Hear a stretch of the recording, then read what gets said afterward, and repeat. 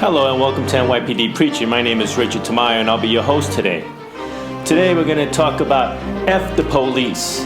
Now F the police means forget about the police or forget the police. See, the police represent the government of today's day, and the police's actions are those of the government actions. The government's actions are based on the men that are sitting in the place of authority. They're the ones passing the laws.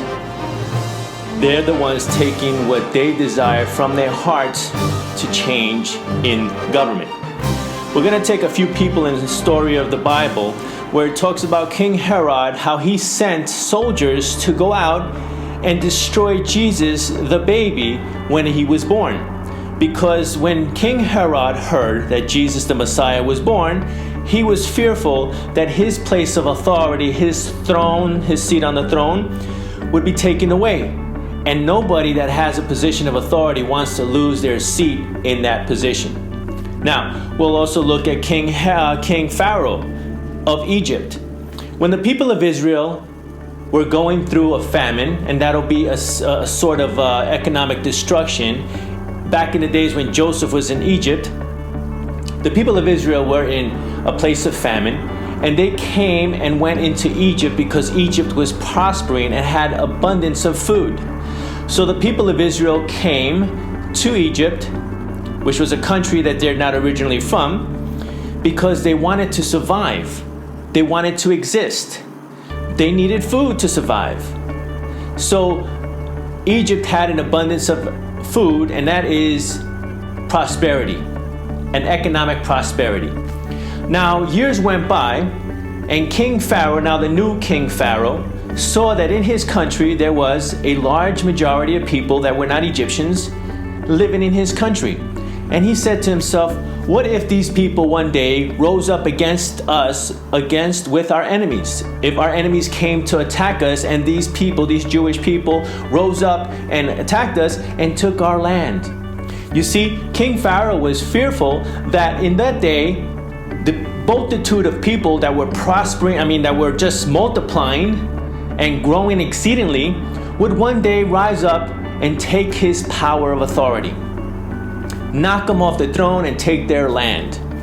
You see, everything that Sheriff Joe Arpaio did with illegal immigration, everything that Donald Trump, our president, is doing with illegal immigration, is the same spirit of man worried about somebody taking their land and their place of power.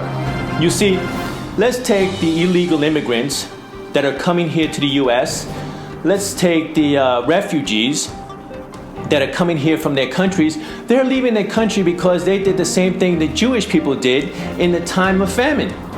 These people are coming here into the U.S. because U.S. is prospering and we have an abundance and we have a great economy for now. And they're leaving their country, Mexico or whatever other third world country or whatever country they're coming from, because they want to exist, they want to survive. They're doing the same thing the Jewish people did when they went into Egypt. And here, Sheriff Joe Arpaio, back in the days when he was in a position of authority, and the governor and other politicians, and now the president of the United States, what they're doing is they're doing the same thing King Herod did and the King Pharaoh did, that they're fearful that one day these illegal immigrants are going to take over this land, that they're going to multiply it exceedingly, and their children will now have the right to vote because they were born here, and they will put somebody in a position of authority like another Hispanic, maybe a president, that will change the laws more favorable to the illegal immigrants. So that fear is causing them to try to get rid of the illegal immigrants. It is ethnic cleansing. It is a genocide. It is whatever you call it. You're trying to remove people for the fear of losing your place of authority. Because when these people grow in numbers the voters have will change favorable to the Hispanics or favorable to the illegal immigrants. The spirit of fear and the spirit of wanting to be on top is what's changing. So when I say F the police, I'm saying F the government, meaning forget the government. Forget the police. there is going to be a shift of governments that's going to take place when God's kingdom comes. Now, I talked about the famine and the economy. And this is our logo of God's Army. If you're wondering why I'm wearing a shirt that says Jesus, God's Army, I am also the pastor of God's Army. God is raising up an army to protect his kingdom. The same way the police protect each municipality and each government entity that it works for, the same way that military soldiers in the U.S. protect its government and the United States, God is raising up an army of ex-military, ex-law enforcement, or even active military and active law enforcement, people, men and women, that are Christians that will rise up at the time appointed to protect the kingdom of God. When God called me out of the New York City Police Department, 7 years shy of a 20-year pension, he said, "You have protected and served your city well. Now I'm calling you to protect and serve my kingdom." You see, if you would have watched the other videos I spoke about Jesus coming in the second coming, you'll realize that when Jesus steps ground and takes his authority, there will be an army to protect him the way there is an army to protect the President of the United States. God is raising up an army of men of valor and women of valor. When King David was appointed king of Israel, the men of valor came forth and surrounded him to protect him. Before he was made king, he was just a shepherd, no protection. Once he took the position of authority to be the king, now you have an army to protect it. People, if you're a Christian, you're ex-military, law enforcement, active military, active law enforcement, these words are going to come across to you one day and they're going to hit you in your heart. God's Army is in Arizona. As you'll watch the videos before you, you'll see that we are being active out there helping God's kingdom, protecting God's kingdom.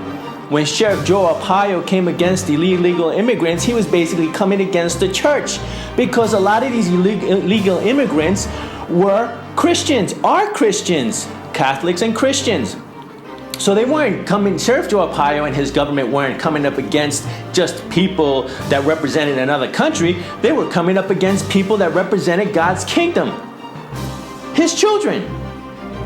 The church, the kingdom of God are the people. So when these people came to God's army crying for help, somebody to represent, to somebody to stand up against a tyrant, somebody that was coming against them like King Herod was coming against Jesus, the same way King Pharaoh was coming against the Jews, the people, the illegal immigrants came to God's army asking for protection because they needed somebody with a voice. The people were living in fear, afraid of the government in the country that they were living in. These people are just trying to survive. If they could survive in their own country, if the economy was doing well in their own country, if there was government power in their own country, they wouldn't be here. They would be there with their families and their children, loving their kids instead of being away from their kids and their loved ones for so many years just to be able to send some money, some provision, some money, some blessings for their financial economy that they're going through, for the famines that they're going through. So let's take it easy, people in power of authority, people like the President of the United States. Chill out a little. F the police, F the government, forget them. You know what? Forget the government of the land. Come to God. His kingdom is true. Just the same way every municipality and every government has laws on the books, so does God have laws on his book. Now, if you want to throw the book at me, I'll throw this book at you. Let me tell you something. God has a kingdom, and the kingdoms are going to shift. The power and authority is going to shift here in the world. God's people, his kingdom is all over the place. That's why there's persecution going on in other countries. They don't want Christians preaching about the kingdom of God because in those countries they're worried that the people are going to lose their identity in their religion. Separation of state and church, people. The time's coming. God is going to allow a famine. And that's the way God judges. He judges through his allowing your enemies to come against you. He judges with pestilence, and he judges you with famine. When famine kicks in, that is economic destruction. And the economy is the foundation for every government. As soon as the economy crumbles, that foundation, so does the government that is standing on that foundation. The storm is coming, people, and those that are built on top of the sand will wither away. God's kingdom, which is built on a rock, will not. So when the economy of the world government, which is established on the foundation of the economy, crumbles down, God's kingdom will rise up. Now, we're not going to overthrow the governments. We live in this country. We live in the other countries. We're not going to commit treason. We're just waiting for God's appointed time where He takes care of the economy and allows everything to crumble. Remember what happened in New Orleans? Katrina, the storm, came in, knocked out the levees, washed away everything. Many people were displaced. You know what happened then? The government in New Orleans crumbled. The people left New Orleans to try to survive, find jobs. They went to live with family members. They left New Orleans, left that part of the United States, and scattered themselves throughout the U.S. Why? It's just about survival.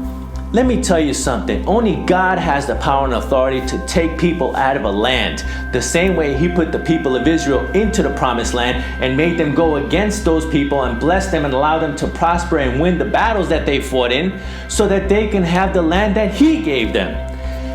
We are all God's children. We do not have the authority to tell people who can or cannot survive and live in this country or in any country that being. If anything, the leaders should be having a thankful heart and appreciative heart to try to help these people during their hard times.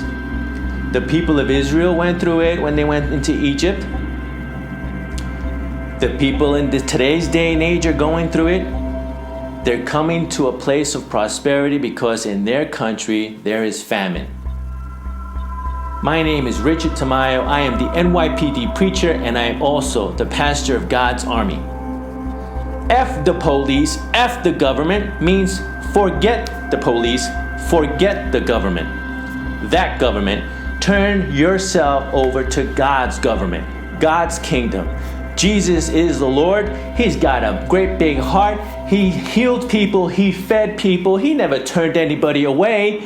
The government leaders of today are turning people away. F the police and F the government. Guess what now? F stands for forgive. Forgive the police, forgive the government, for they do not know what they are doing. When Saul was persecuting the church and killed and had Stephen stoned, one of Jesus' disciples, he asked that God forgive the man because he did not know what he was doing. When Saul was persecuting and creating ethnic cleansing and arresting Christians, he did not know what he was doing. He was going after God's people. God's kingdom was coming under attack. But then Saul had a change of heart and became named Paul, and then he helped raise up the kingdom of God. He switched sides. He went from being a tyrant, aggressive individual going after God's kingdom. He then joined God's kingdom. He had a change of heart. God can change your heart, and He loves you. So don't hate on people. Let's forgive the police and forgive the government, for they do not know what they're doing. Those who do speak out, like Detective and former undercover Richard Tamayo, are labeled as disloyal and disgruntled. It's not a blue wall of silence, it's a yellow wall of fear. The undercovers and members of the police department are afraid of the retaliation and intimidation that occurs in this job. For days, we tried to get the police commissioner to talk about the safety concerns raised by his undercover officers. He repeatedly made himself unavailable. Undercovers also say they're often sent out without adequate backup. One told me he refused to make a certain gun buy because of a clear danger. The next day, the supervisor sent another undercover to make the same buy. The cop who stood his ground was punished. Bill, Diana? Maybe some changes coming on, Sarah. I think they are called for, absolutely. Thank you, Sarah. NYPD Detective Richard Tamayo, who once worked undercover but transferred to another department.